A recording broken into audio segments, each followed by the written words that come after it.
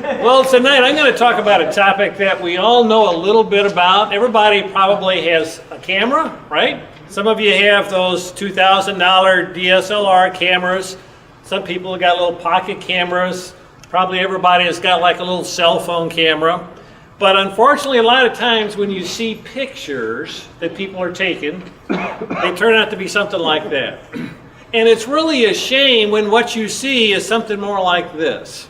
And so tonight I thought I'd just go through some of the basics on how you can use your camera, and it could be a cell phone camera, it could be a fancy camera, it could be a little pocket camera like I like to carry around with me. Things that you can use to make better pictures. So let's start off with the basics. Number one is you need to get the best quality. Your camera, your cell phone, all the fancy cameras have settings on there. And when you set it up, you want to try to adjust for the highest quality setting. You might say, well, Tom, you know, I don't need to take 16 megapixel camera pictures. I could take that 0.3 and it looks fine in the camera. Yeah, but when you blow it up, especially if you want to make a picture, it looks lousy. So SD cards are cheap, memory is cheap. You know, take the highest quality picture that you can take. Now you're probably going to say, well, how do I find that setting? Where do I find all of these things? Because every camera is different. You know, they all have these different settings. Well, you're going to have to get the book out. I mean, if you're young enough, you may play around with it and you may stumble across the right settings. But for somebody like me, I like to get the book out and go through it and find different things. Unfortunately, these books these days are not books anymore. They're on CDs or they're online, and so you're going to have to go online to actually find it and find all of these different settings.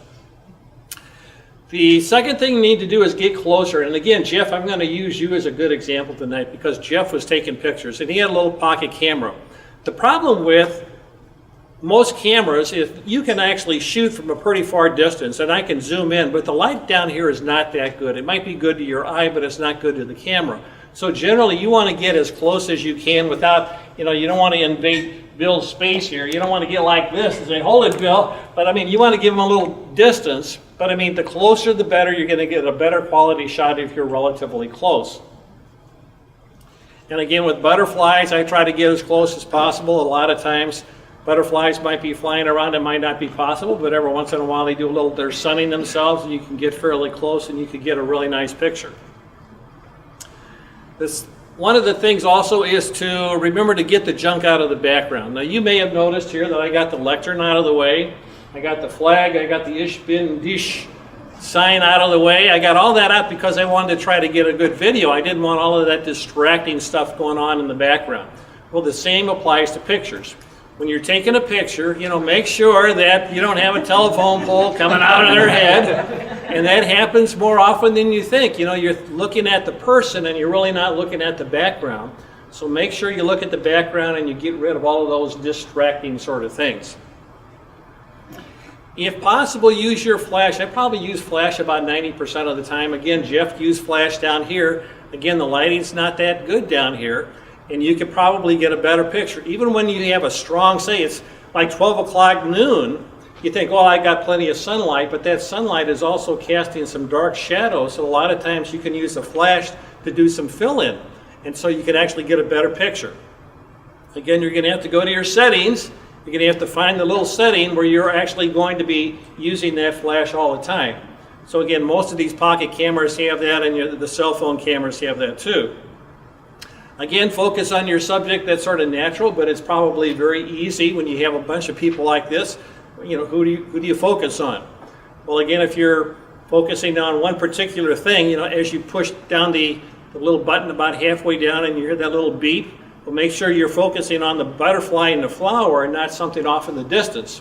Because a lot of times you'll take a picture and on the little screen it might look okay, but when you take it home, it'll be out of focus. So take your time and make sure you focus on the subject. In fact, what I try to do is I try to focus on that person's face or their eyes and try to get that in focus, and then I know everything else will be fine. And try for candid shots. You know how most grandparents, Bill, you say, oh, look, come over here, I want to take your picture. You know, and the kids go, you know, they give you that fake smile. It's terrible. So as much as possible, I try to take candid shots. And so this is a picture of me with my son when we were a long time ago. And so if you could get those kids when they're running around or doing things, when you're really not paying any attention to you, you're really going to get a much better picture, a much more fun picture, much more realistic picture than if you say, okay, everybody get together, put your arms around and give me a smile. So candid pictures are much better. And take lots of pictures. Again, with the cameras we have today and the SD cards, you can take 100 pictures. In fact, a lot of professional people might take 50 or 100 shots just to get the one that's really nice. So don't be afraid to take picture after picture after picture. Go ahead and do it. A lot of times we were trying to get a picture of Gina a while back, and Gina always had her eyes closed, and sometimes it's really hard to get a good picture. So again, Jeff is a good example. He took 2 or 3 pictures tonight. When you say, well, why are you doing that? Well, a lot of times people have their eyes closed, or they're not smiling, or it's not quite the right expression. So it's okay to take as many pictures as you think is necessary. And then when you get that all done, take it home and put it in some sort of photo editing program. And these are all programs that are free. You don't have to pay anything for them. I like to use Photoshop, but then Photoshop is sort of the standard, but you don't have to pay money for Photoshop. You can use a basic editing program. And probably the main thing you want to do with a picture, assuming that you've basically got the subject, is you want to crop it. You want to get all the extraneous stuff out of there. In this particular case, I'm trying to get a picture of this butterfly and the flower, and all of this other extraneous material is going on. So as much as you can, crop out all of the extraneous stuff. And then do a file save as.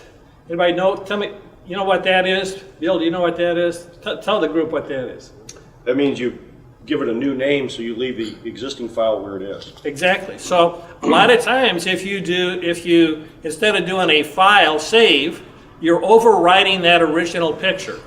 So if you ever say, oh, you know what, I really wanted that big, large picture, and all of a sudden all I got is this little crop picture, try to do a file save as. Again, in Windows, you just go file save as, give it a new name, and you've got a second copy of that picture, and it's just exactly like how you want it. And again, always have your camera with me. Again, most people, if they have their phone, they have a camera that's probably pretty good. I actually like to just take my camera and put it in my pocket. That's why I like these little pocket cameras. And so I always carry it with me. So it's always good, again, if you're with the grandkids or you're outside or you're at Toastmasters, it's always nice to have with you. And then finally, take a class. There are a lot of good classes out there, inexpensive classes. Besides Merrimack, they actually have continuing education classes for $30, $40, $50. You could take a photography class, and you can really learn a lot. So anybody that's interested in this, that wants to get some more information, think about taking that.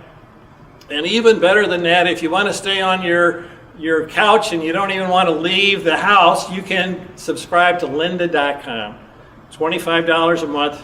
Sounds like a lot of money, but when you figure out that it has classes on just about everything, not only photography, but business, and you name it, and it has a class on it. And they're video classes. And so I can't say enough for lynda.com if you really want to learn about professional photography and what the professionals are doing. So to summarize, if you want to get away from a picture like this, and you go to a picture like this, and please, go through the camera basics, try to remember some of these basics, and hopefully this will improve your picture taking in the future. Mr. Toastmaster.